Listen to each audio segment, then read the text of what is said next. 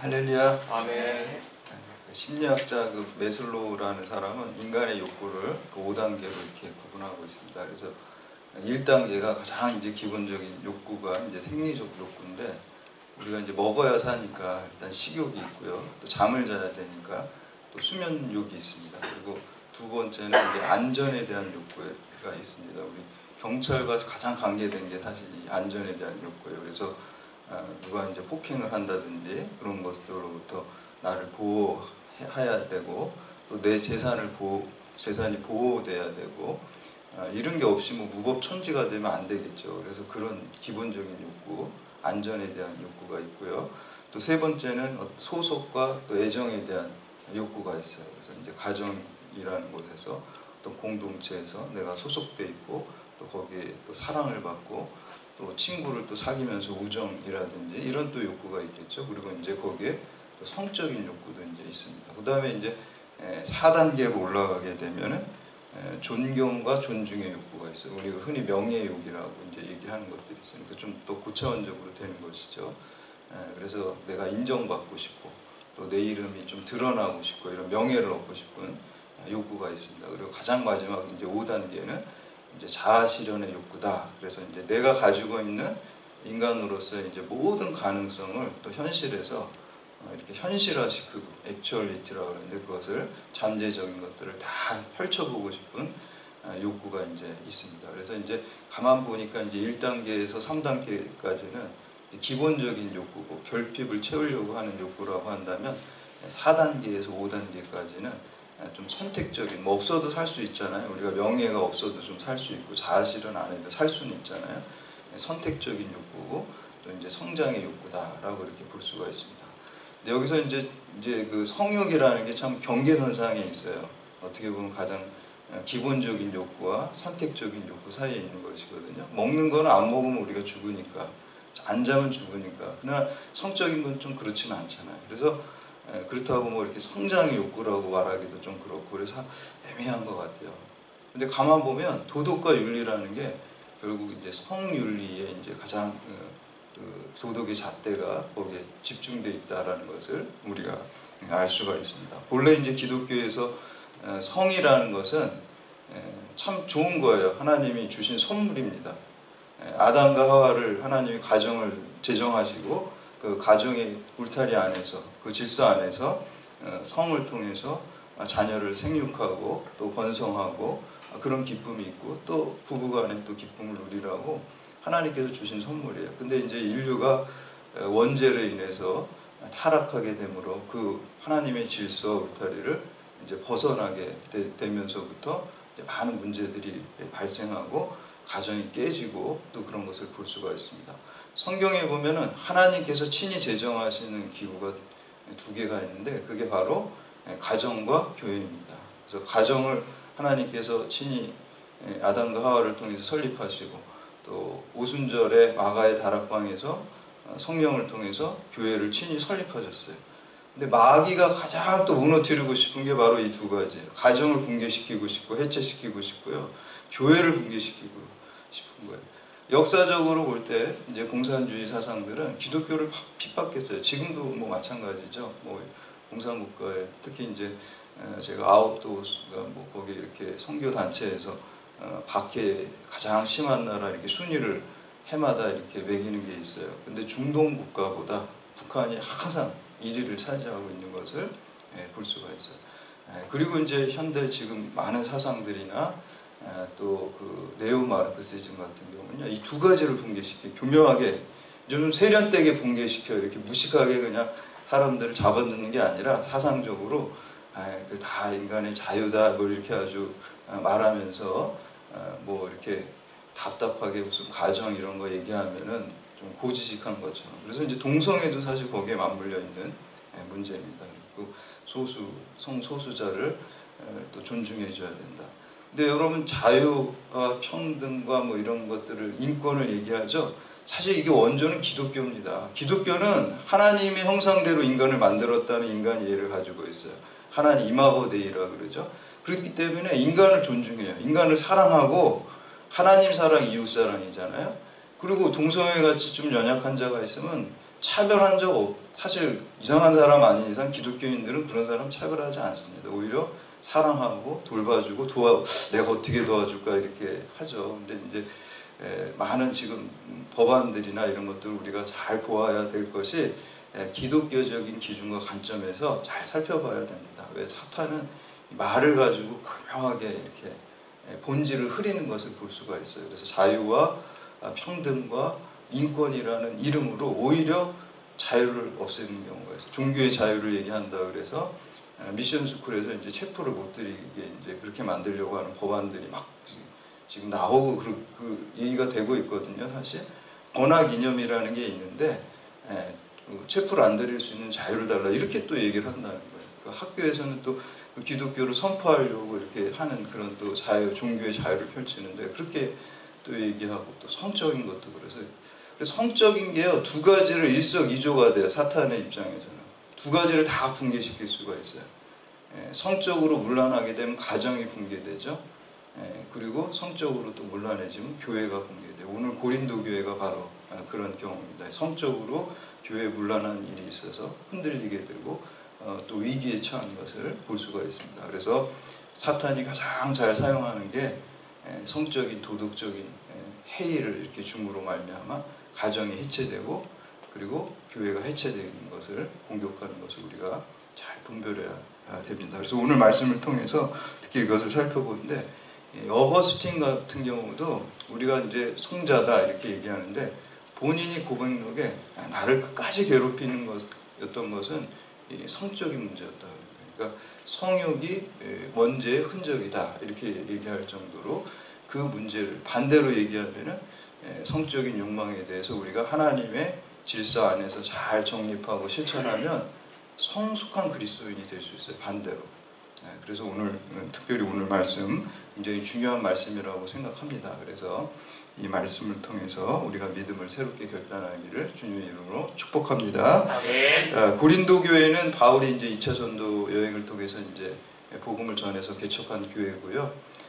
그리고 이제 3차 전도 여행을 하면서 에베소에서 고린도 교회에 대해서 안 좋은 소식을 듣게 돼요. 첫 번째 가장 안 좋은 거는 파가 나뉘어가지고 분쟁돼 있다. 그리고 두 번째는 어떤 성적인 문란과 도덕적인 문란함, 무질서가 있게 됐다라고 이렇게 얘기를 합니다. 그래서 우리가 지난 시간까지 살펴본 1장에서 4장까지는 이 분쟁을 해결하려고 이제 사도 바울이 권면을 합니다. 그래서 이제 분쟁의 원인이 육적인 그리스도인들 때문이고 영적인 그리스도인이 되어라 라고 이렇게 얘기하고 오늘 우리가 함께 살펴볼 5장과 6장은 바로 이제 음행과 도덕적 무질서에 대해서 권면하는 것을 볼 수가 있습니다. 그래서 이것을 통해서 우리가 새롭게 깨닫고 말씀에 분명히 근거하는 믿음의 신실한 자녀가 되기를 축복합니다. 첫째는 음행의 죄를 제거해야지 우리가 참된 그리스도인입니다. 이걸 그냥 우물우물 넘어가서는 안 돼요. 그거를 우리가 잘 해결해야지. 그래야지 여러분의 믿음이 확실하게 돼야지 그냥 크게 성장할 수 있고 쓰임받을 수가 있어요. 여러분 제일 축복받는 게 뭘까요? 우리가 돈을 많이 버는 거, 높은 지위에 오는 거, 그것도 뭐 이제 우리가 축복의 통로로 영향력 있는 사람이 될 수 있지만 제일 중요한 본질은요, 하나님께 쓰임받는 게 가장 큰 축복인 줄 믿습니다. 그래서 여러분들이 저는 하나님께 많이 도구로, 사도 바울은 하나님의 도구로 내가 택한 것이다고 쓰임받았잖아요. 뭐 세상적인 지위가 있던 건 아니잖아요. 우리가 하나님의 도구로 쓰임받을 때 가장 큰 축복입니다. 그런데 음행의 죄가 우리 가운데 있으면 그 축복을 받을 수가 없어요. 그 쓰임을 하나님께서 받을 수가 없어요. 우리가 그릇이 있는데 하나님이 깨끗한 그릇 쓴다 그랬잖아요. 근데 그 음행으로 더러워진 그릇은 하나님께서 사용하실 수가 없어요. 사용하시려면 회개시켜가지고 정결하게 한 다음에 사용을 하시겠죠. 근데 그 과정에서 정결케 하는 과정에서 많은 이제 고난이 이제 따르게 되는 것이죠. 그래서 그 고린도라는 도시는 이 우상의 도시였고 또 음란의 도시였어요. 그래서 고린도시의 별명이 헬라의 소돔과 고모라다 이렇게 별명이 있어요. 얼마나 타락했으면은 헬라의 소돔과 고모라다는 이 별명을 가질 정도로 고린도가 성적으로 문란했고 타락한 도시였고요. 또 이제 고린도 사람 같다 이렇게 얘기하면은 그게 욕하는 거래요. 그냥 음란하고 성적으로 도덕한 사람을 고린도 사람 같다 이렇게 이제 당시에 얘기했다고 합니다. 그런데 이러한 도시에 사도 바울이 사랑과 순결의 복음을 전하고 그리고 그들을 교회를 거기다 설립했는데 여전히 그 교회 안에 사도 바울이 떠난 다음에 예수를 믿었지만 육적인 그리스도, 아까 분쟁의 원인이기도 하고 성적 타락의 원인이기도 한 육적인 그리스도인으로 말미암아 성적인 문란함이 있었습니다. 그래서 1절하고 3절 말씀 함께 봉독합니다. 시작. 너희 중에 심지어 음행이 있다함을 들으니 그런 음행은 이방인 중에서도 없는 것이라. 누가 그 아버지의 아내를 취하였다 하는도다. 그리하고도 너희가 오히려 교만하여져서 어찌하여 통한이 여기지 아니하고 그 일 행한 자를 너희 중에서 쫓아내지 아니하였느냐. 내가 실로 몸으로는 떠나 있으나 영으로는 함께 있어서 거기에 있는 것 같이 이런 일을 행한 자를 이미 판단하였노라. 아멘. 고린도에 만연했던 음악 중에 오늘 보니까 굉장히 충격적이죠. 교인 중에 자신의 어떤 계모, 아버지의 첩이죠. 여기서 이제 아버지의 아내라는 것은 그 계모나 첩을 의미하거든요. 그래서 그 아버지의 아내, 계모하고 첩하고 간음을 하는 그런 음행을 하는 그러한 사건이 있었습니다. 그리고 1절에 보면은 아버지의 아내를 취하였다. 그런데 이걸 또 헬라 원어에 보면은 에케인이라는 거는 우발적으로 이례적인 사건이 아니라 아예 그냥 데리고 살았다는, 지속적으로 반복적으로 했다는 의미가 있어요. 그러니까 죄질이 굉장히 더 나쁜 것이죠. 그런 충격적인 일이 있음에도 불구하고 교회에서 아무런 징계를 하지 않았어요. 거기에 더 사도 바울이 이제 화가 난 거예요. 왜 교회가 그렇게 징계를 하지 않고 권징하지 않았냐. 그리고 2절에 보면 통한이 여겼다. 이거는 죽은 자로 인하여 애통해야 한다는 그런 뜻이 있어요. 영적으로 죽었잖아요. 그럼 애통해야 되고 그 사람이 회개하고 애통해야 되고요. 죄를 졌으면. 그리고 교회 전체가 한 몸이잖아요. 예수 그리스도. 그러면 나도 책임을 느끼면서 우리 교회에 그런 사람이 있으면 같이 책임을 공감하면서 슬퍼하면서 애통하고 회개하는 모습이 없이 그냥 흐물흐물 넘어갔다라. 더군다나 이제 교만해졌다는 건 왜 교만해졌을까요? 고린도라는 도시가 무슨 도시라 그래요? 소돔과 고모라라 그랬어요. 그럼 교회 밖에 사람하고 자기를 비교하는 거예요. 그러니까 교회 밖에 사람들 보니까 뭐 이런 거 뭐 흔한 일이고 뭐 더 성적으로 타락한 사람 많다 보니까 윤리의 상대적인 기준을 갖다 대는 거예요. 그러나 기독교 윤리는 하나님의 말씀이라는 절대 기준에 우리를 대는 것이지 다른 사람하고 비교해서 다른 사람도 다 거짓말 하는데 다른 사람도 다 부도덕하게 사는데 그렇게 해서 만족해서는 안 된다는 거예요. 하나님의 말씀에 비추어서 하나님의 말씀이 모든 그리스도인의 생각과 행동의 기준과 잣대가 되는 줄 믿습니다. 절대평가예요. 상대평가가 아니에요. 그러니까 절대평가가 좋을 수도 있고 나쁠 수도 있어요. 왜냐하면 다 A 줘도 되는 거잖아요. 절대평가는. 반면에 다 F 줄 수도 있는 거예요. 그러니까 그런 게 있어요. 근데 상대평가는 이렇게 인위적으로 나눠야 되잖아요. 경쟁 근데 하나님이 우리에게 주신 윤리관은 절대평가입니다. 하나님의 말씀을 우리가 다 순종하면 다 쓰임받고 축복받는 것이고요. 우리가 다 그 하나님의 말씀을 떠나면 다 하나님의 징계를 받을 수밖에 없는 절대적인 평가인 것입니다. 그래서 우리가 이미 살펴본 고린도전서 3장 16절 17절에 보면 너희가 하나님의 성전인 것과 하나님의 성령이 너희 안에 계시는 것을 알지 못하느냐. 누구든지 하나님의 성전을 더럽히면 하나님이 그 사람을 멸하시리니 하나님의 성전은 거룩하니 너희도 그러하라. 우리가 하나님의 성전이기 때문에 음행을 져서는 안 돼요. 또 고린도전서 6장 18절에 보면 음행을 피하라. 사람이 범하는 죄마다 몸 밖에 있거니와 음행하는 자는 자기 몸의 죄를 범하느니라. 다른 죄는 우리 몸 밖에서 지지만 음행은 우리 몸 안에 지기 때문에 우리가 성전인데 이게 큰 죄라는 것을 얘기하고 있습니다. 우리가 음행의 죄에 관련된 두 사람이 구약 성경의 대표적인 사람이 있어요. 요셉과 다윗이죠. 요셉은 음행의 죄에서 이겼잖아요. 보디발의 아내가 유혹을 할 때 내가 하나님 앞에서 어떻게 득죄하리요 하고 거기를 벗어났잖아요. 그것 때문에 이제 감옥에도 가고 누명도 썼지만도 그 믿음을 분명히 지켜서 그 크게 쓰임 받는 사람이 된 것이죠. 다윗은 어떤가요? 다윗은 그 음행에 졌죠. 그래서 그 우리아의 아내 바세바를 취해가지고 간음했어요. 근데 바울이 쓰임 받을 수 있었던 건 뭐예요? 고통과 회개를 통해서 그것이 하나님께서 정결케 하셔서 다시 쓰임 받게 된 것이죠. 그래서 그 간음으로 인해서 난 아들이 죽는 아픔을 아픔을 경험했죠. 그리고 나단 선지자가 그 일을 지적했을 때 참회하고 회개하면서 나를 떠나지 마시옵소서, 주의 영을, 주의 신을 나에게서 거두지 마옵소서, 이렇게 이제 얘기를 해요. 바울은요, 이 다윗은요, 자기가 복이 내가 왕좌에 있는 걸 복이라고 하지 않았어요. 그리고 내가 뭐 이렇게 부유함을 누리는 것을 복이라고 하지 않았어요. 자기 허물에 용서함을 받고 자기의 죄가 가리움을 받은 것이 가장 큰 복이다, 이렇게 고백하는 것을 볼 수가 있습니다. 그래서 그가 음행에 저를 졌지만 눈물로 참여할 때 고통도 있고, 그게 징계를 받은 거예요. 그 아들을 잃는 아픔이 얼마나 큰 아픔입니까? 그것을 통해서 그가 회복된 것을 볼 수가 있습니다. 그래서 우리가 성경을 통해서 음행을 제거해야지 참된 그리스도인이 될 수 있고, 참된 그리스도인이 돼야 하나님께 쓰임받을 수 있고 축복받을 수 있게 되는 것입니다. 두 번째는 건징의 목적은 사람을 죽이기 위해서가 아니라 살리기 위해서입니다. 오늘 사도 바울이 왜 교회가 그 사람을 그냥 뒀냐고 지금 나무라고 있는 거예요. 우리 4절에서 6절 말씀 함께 봉독합니다. 시작. 주 예수의 이름으로 너희가 내 영과 함께 모여서 우리 주 예수의 능력으로 이러한 자를 사탄에게 내어주었으니 이는 육신은 멸하고 영은 주 예수의 날에 구원을 받게 하려 함이라. 너희가 자랑하는 것이 옳지 아니하도다. 적은 누룩이 온 덩어리에 퍼진 것을 알지 못하느냐. 바울은 교회가 왜 음행한 자를 건징하지 않았느냐, 왜 내쫓지 않았느냐, 이렇게.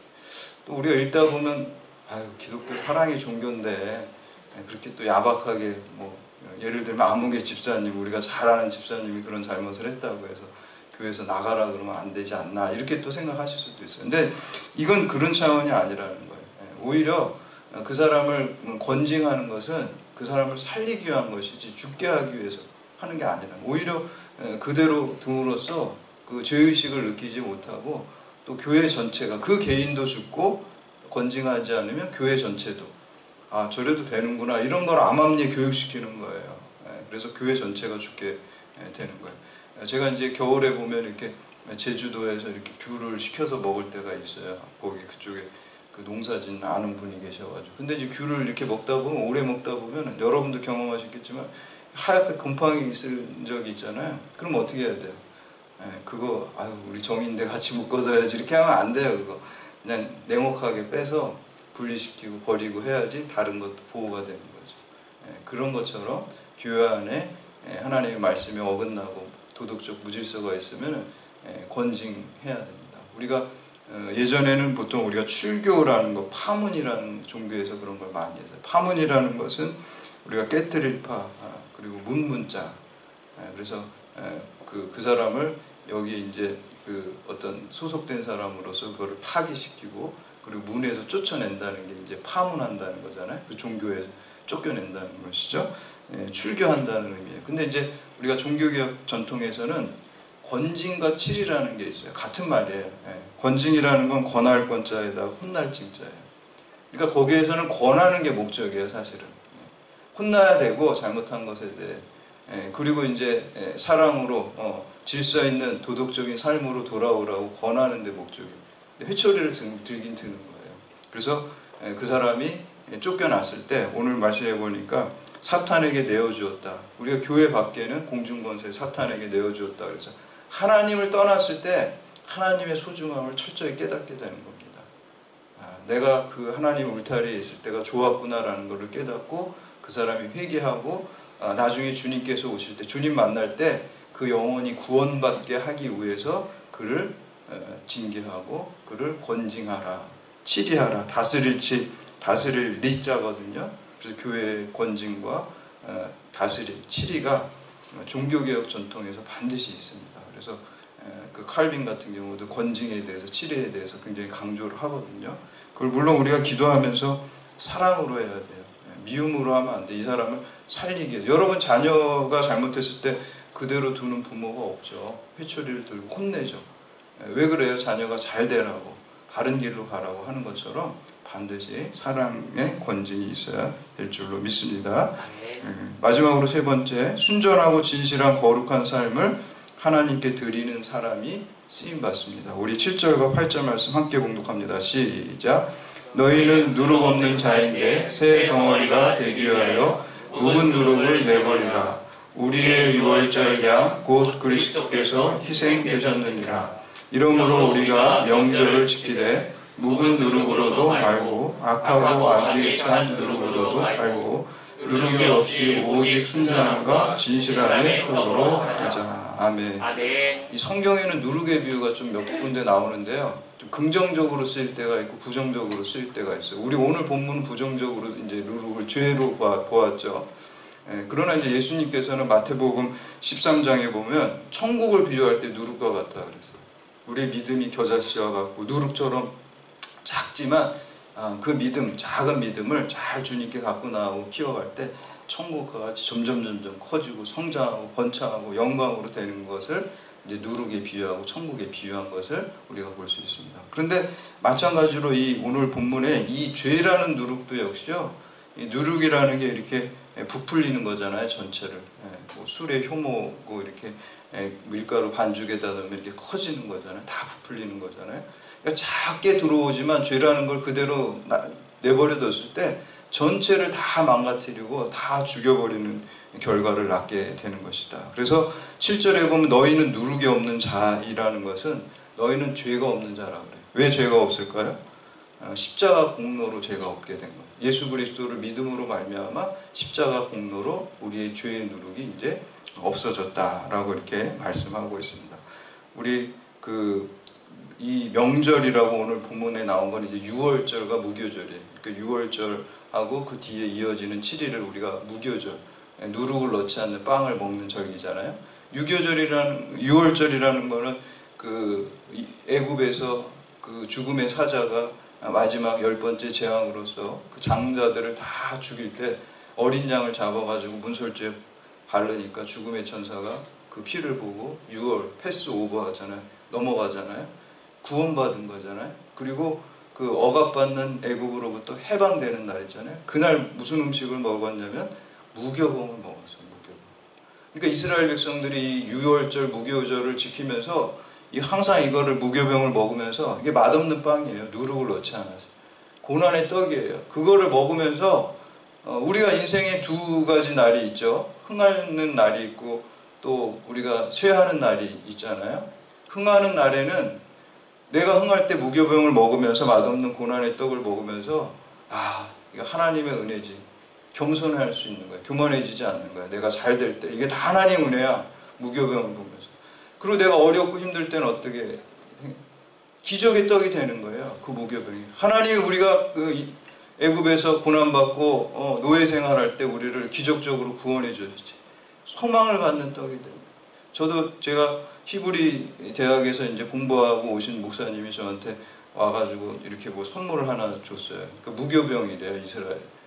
그래서 그걸 액자에 이렇게 해가지고 줬더라고요. 그래서 제 방에 그게 액자에 이렇게 걸려 있어요. 이게 무교병이에요. 그래서 저도 이렇게 무교병을 보면서 내가 흥할 때 교만해지지 않고 하나님 은혜구나 생각하고 내가 힘든 일이 있을 때 주님께서 나를 또 좋은 길로 기적적으로 인도하시 소망의 근거로 삼아야 되고 있습니다. 그래서 여러분들도 항상 그러한 신앙으로 승리하시기를 축복합니다. 네, 그래서 여기에 보면은 묵은 누룩과 이건 악한 일이야. 악하고 악에 찬 누룩 모든 것 죄악을 제거하고 오직 순전함과 진실한 떡으로 하나님께 예배드리라. 순전함은 동기의 순수함이고요. 진실함은 행동의 순수함입니다. 그래서 성도의 모든 삶은 죄의 누룩이 없이 순전하고 진실한, 한마디로 말하면 거룩한 삶을 통해서 하나님께 우리의 삶을 내어드릴 때, 그럴 때 우리가 크게 쓰임받고 축복받게 될 줄로 믿습니다. 아멘. 저는 제가 이제 목사가 될 때 소원할 때 하나님께 로마서 12장 1절 말씀으로 소원을 드렸다고 말씀드렸죠. 그래서 그때 로마서 11장 너희 몸을 하나님께서 기뻐하시는 거룩한 산 제물로 드리라. 이것이 너희가 나에게 드릴 영적인 예배니라. 몸을 드리라고 그랬어요. 몸을. 우리가 생각만 드리는 영지주의자가 아니에요. 하나님 몸도 창조하시고 우리의 영과 혼을 다 창조하셨어요. 전인적인 거예요. 그래서 우리의 몸까지 움직여서 우리가 하나님의 말씀에 순종할 때, 그럴 때 순전하고 진실함으로 하나님께 순종할 때 하나님께서 우리를 기쁘게 사용하시고 또 우리를 축복하실 줄 믿습니다. 그래서 우리가 믿음으로 구원받지만 하나님 말씀에 순종함으로 쓰임받고 축복받습니다. 그래서 여러분들이 순전하고 진실한 순종의 삶을 통해서 하나님께 쓰임받고 축복받는 믿음의 신실한 자녀들 다 되시기를 주님의 이름으로 축원합니다. 아멘.